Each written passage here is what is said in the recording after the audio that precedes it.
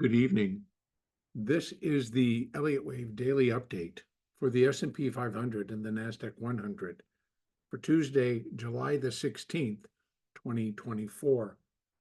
Another interesting day. I'm going to begin with the S&P, and it was again an interesting day because the S&P, both the cash and the futures market, inched up to an additional new all-time high. So that keeps the current count more in order in terms of that we are moving up in that sub minuet wave 5. And whether or not it's actually continuing to form a triangle pattern, which is what I believe it's going to turn into a diagonal, I'm counting it as ABC 1, ABC 2, ABC 3, but 3 may not be complete just yet. We may have a little bit more to go before this small third within this subminute 5 is complete, then get a 4 and then a 5. So I still am kind of picturing this zone where many levels could complete in terms of this white fib, the 100%, is for the minute fifth wave. The magenta color is for the minuet fifth wave. So we're all in the hood. We have 5758, 5762, and then the sub minuet wave 5, 1.618 is 5772, we'll call it. So we have a zone from 5758 to 5772. Can it go higher? Yes, of course, but then it jumps pretty quickly. I suppose I'll be able to add some additional levels once this particular pattern continues to unfold. I think I'll be able to add, like for right now, I've added what I believe, again, that's just using a calculation, fib calculations for wave 3 of the diagonal. And so 618 is 5725, got up to, I believe, 21 today, 5721. So it's additional 4-5 points possibly. But outside of that, then we have 0.786, which is at 5742. Now, these are not common. 618 can be common, 100% would be more common, but I'm adding it because of the nature and because of where the market is getting to. So these are going to be, I think, fib resistance levels that could possibly complete if the count is correct, and that'll be 1, 2, 3. And I believe we'll complete up in here, put in yet another new all-time high in, come down in a 4 and go back up in a 5, but all will be 3s. So wave 1, wave 2, wave 3, wave 4, wave 5 will all be 3-wave structures. And then we'd still be expecting, once that's complete, a larger minor 4th wave correction. And depending on who you follow or what analysts you're in touch with, there's many now who are discussing that we're getting a lot of signals, some of them from RSI, some of them from different indicators that are suggesting that the market is approaching at least a near-term top and is about ready to put in a little bit larger pullback than what we've seen within this whole sequence. So in essence, they're also discussing, just to kind of show you, if we go back and we go out into like I don't know if I need to do that. This was April, but we've had this one, which started in July of 2023 and took us through October.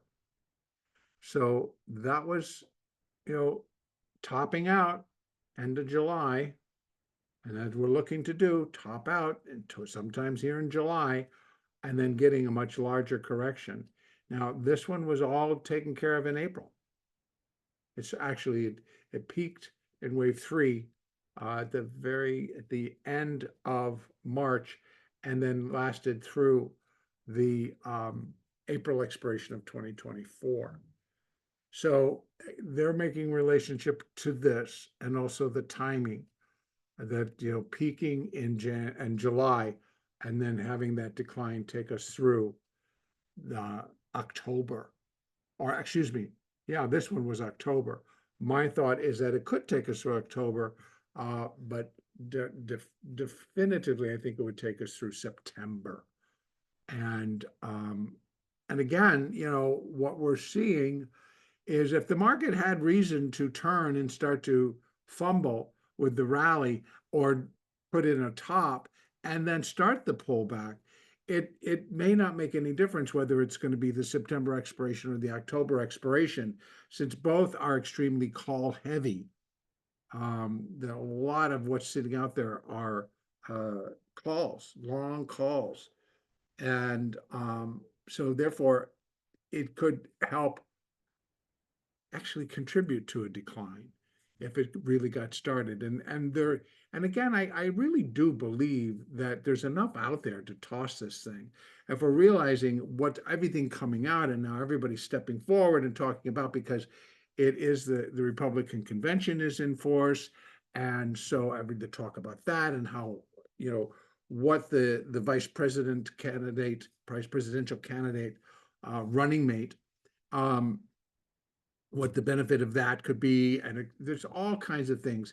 And so we're just building more as it goes forward of why the market is going up. So there's a lot of being said that it is building due to A, B, and C as to do with the election, which makes total sense. It is a presidential election. It is a major election coming up. There's a lot of things on the line. And so I would suspect that we're going to get a lot of play in both directions from this. Now, I want to just show you in the cash market that it's a little bit different in terms of how this all looks. I'm going to come down to the hourly. And here again, we have the 3 and the 4. And then I had 1, 2, 3, 4, 1, 2, 3, 4, 5. Wave 1, ABC, wave 2. And then we start again. 1, 2. Okay, we still got a 3 to go, a 4, and then a 5 before we're done with wave 3. So cash-wise, where can we get to? There's a couple of things that I could throw out there. I could try to put in wave 1 to wave 2, and then that gives some kind of projections for a third wave. But I would think that we still, even inside this, 1, 2, and then we're still up in the third, a 3 and a 4 and a 5, maybe closer to 5,700. Now again, we start pushing against the call walls. Again, we need to pay attention to see if those call walls are being moved higher. Instead of like presenting that resistance level, if the market is already feeling like we're going to go through that, they'll move it. They'll move it instead of just having to go try to break through it. They will move it in front of everything. And that's happened in the past as well. So the cash market a little bit clearer. 1, 2, 3, 4, 5. Again, 1, 2, 3, 4, 5. I had marked it 1, 2, 3, 4 here. And I could still move this one back to here and call it ABC2. But I like the fact that it made a new all-time high. And then it did it again today. So that's why I've switched. I'm just leaving this as wave 1, wave 2, and we're inside of 3. So again, I know in the cash market, it's not producing a diagonal. It's just a straight 1, 2, 3, 4, 5, which is a little bit different than if we're looking at the ES, or we're looking at over in the NASDAQ, which again didn't even come close. Like in the ES, maybe it is going to be a diagonal. ABC1, or is this 1, 2, and then 1, 2, and then it gets difficult when we start getting inside, trying to figure out, well, what were these internal moves, and how does that work within the framework of an Elliott wave count? It's very difficult right now. And so I'm getting a lot of suggestions from people, which, by the way, I do appreciate. I like hearing what everybody else's thoughts are. And so we're getting a lot of feedback there. And I actually do think diagonal in the futures market and a straight 1, 2, 3, 4, 5 in the cash market. I've not really dealt with that before, but here we are. So we will see. We will see. If anything, it is extremely interesting.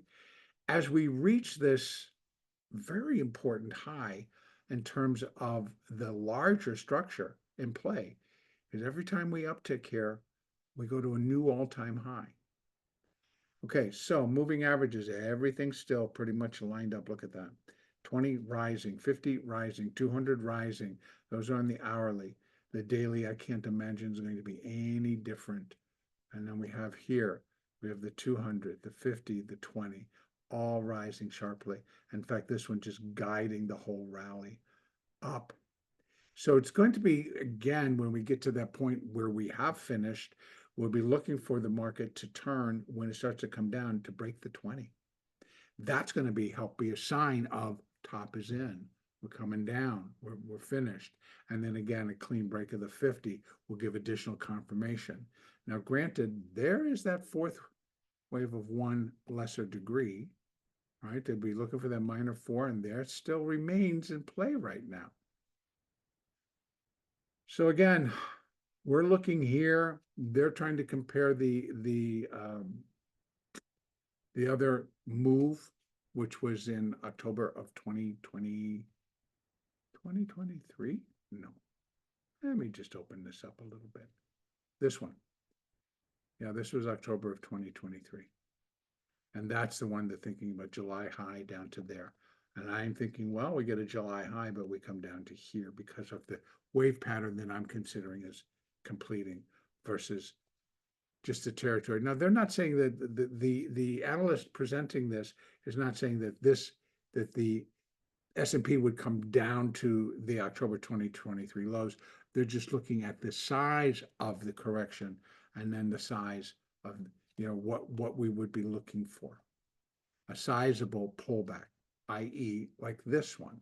And so they compared that July to October. Well, we still could top in July and we still could bottom in October, but more so in line with where this wave 4 is. Again, relying on Elliott, who tells us that the fourth wave in action will find its terminus within the price territory of the fourth wave of one lesser degree, where we'll be coming down in a minor, then it's going to be the minute. And that's right here, and that's why that stays marked. Okay, over in the NASDAQ, continues to be the problem child, I got to tell you. Continues to be the problem child. I'm going to start right away on this hourly chart. Again, nothing different in terms of how I'm labeling the sub-minuet. It is all happening in here. So I've tried to stick some fibs, not fibs, well, yes, fibs, but also just the Elliott, the labeling. And again, I still do believe that we're going to be coming into a larger, and within the wave 5 is doing its own diagonal. So the minuet wave 5, in my opinion, is likely doing a diagonal, as strange as it may seem. And then the sub-minuet wave 5, in my opinion, is also doing a diagonal. So this would start to form in a much kind of different way. Now I'd be looking for wave 3, and then we'd connect 4. But right now we're holding that larger boundary, which is fine. So I'm sticking a 1 and a 2. We held that lower trend line and not rocketed up off of it, but we did kind of come down and give it the good old test. Now, the other side of this coin, if it's not 1, 2, and we're still having to go with the fact that it's 1, 2, 3, 4, 5, all done here, and this is 1, 2, and this is all coming down. 1, 2, 1, 2. Then what really you would be looking for is just a tank run. The market just tanks to the downside, and it breaks here and it just keeps going. Now that's going to be more of a news driven, that something's going to drive it into that direction. Today we did see some more downside in the NASDAQ, where we saw like AMD, we saw that Apple was down well over $1, managed to recover all of that. Broadcom going down, Google going down, Meta going down, Microsoft going down, Micron. So we saw quite a few, Netflix, Nvidia, SMCI.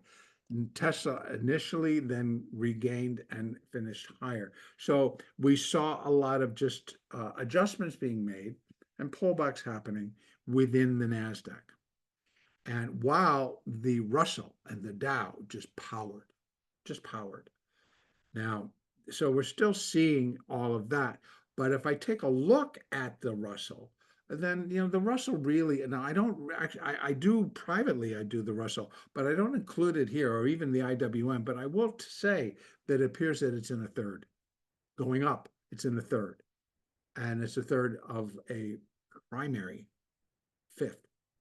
So again, it also is now making its big move that we've already seen in the NASDAQ coming up. And it always has appeared that the Russell and the IWM were just a little bit behind. So while we were racing up in a third, they were still finishing wave 2. And a lot of that just kind of gets it a little strange. In fact, I think it was just the ABC for wave 4. Now, again, I know people have been asking, it's like, what is my insight on IWM? I don't include it in this work here. You can email me privately and we can discuss it. There's a lot of work goes into all of this.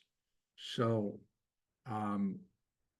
but I don't mind, discussing it. So in any case, I believe here in the NASDAQ, we still are going to do this third wave up. So I believe within this, hopefully final fifth, to complete the overall big move, that we have finished 1 and 2, and we're now beginning to, and this is sub, by the way, we're now beginning to kind of come up in a third wave. Now, how do we want to figure it? Because again, if it's a diagonal, within the diagonal, then we're not really looking for this thing to rocket. But we can start to put out some levels where the resistance should be found. First one being 2742, then 20,918 to 20. That I think could be pretty clean to be an ABC up. But I almost think that we could go all the way, still sticking inside this other boundary or trend line, and get somewhere closer, first of all, to new highs above 20,984, and closer maybe to 21,000.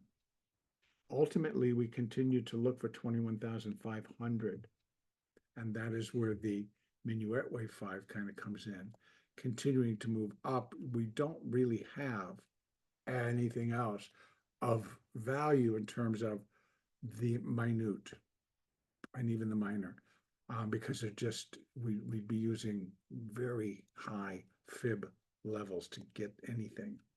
So, but right now, we still have the 3rd, the 4, and the 5. I think ultimately we may pop above the trend lines, finish, and then come back down. So it's going to be interesting. Now, here's the other side of this coin. If by chance we come down and we start to break below that low, which was 20,450 approximately, then I think we have a fair chance to really start to cave here. That's going to again put the pressure on this point being the completion of everything all the way up. And that what it is was 1, 2. And again, as I said, 1, 2, 1, just a bunch of 1, 2s, which would suggest a very strong nonstop decline, where they just start blowing through all of these levels. We should find some support again about 20,300-ish, which would be this low. and we can find other price support. Now, again, should it come through that way, I will line up those other fibs, which we coordinate to what this all should look like. Excuse me. But right now, I'm thinking that the market's going to continue. Believe upside will continue. And so today was just an internal pullback, and a lot of the stocks. Others did manage to, eke out a gain. Coinbase continues to just rocket, finishing up above 251 today. I imagine that's going to start to come down. But again, there's a lot going on. So, moving averages. Here's the hourly. The hourly is like flat. Look at that 200. Flat, the 50 flat, while it works its way out. So it really did not have much pull in either direction in terms of the moving average. Now we come out here to the daily, and we still see they're still rising, and there's the 20. Starting to, maybe not with the same intensity, but still. From current levels, the 20 is at 20,270. So it'd have to come down and break that and keep going to give us, to turn this picture negative on the daily chart. So for right now, though, that's not happening. So still going to look for continued upside, see about these resistance levels, see if they be met, see if we can get a third wave in, down in a 4, and maybe finish this all up. So tomorrow, let's take a look and see what economic data will be due on Wednesday. We have housing starts, building permits, 1, 2, Fed president, Fed governor out speaking. We also have industrial production. So the first two, housing starts and building permits at 8:30 a.m., 9:15 industrial production and capacity utilization, and then at 2 p.m. the Fed Beige book. It's kind of a light day, so I'm not looking for some really strong moves out of the economic data, but you never know. You never know anymore. So that's it for today. The next update will be on Wednesday, July the 17th.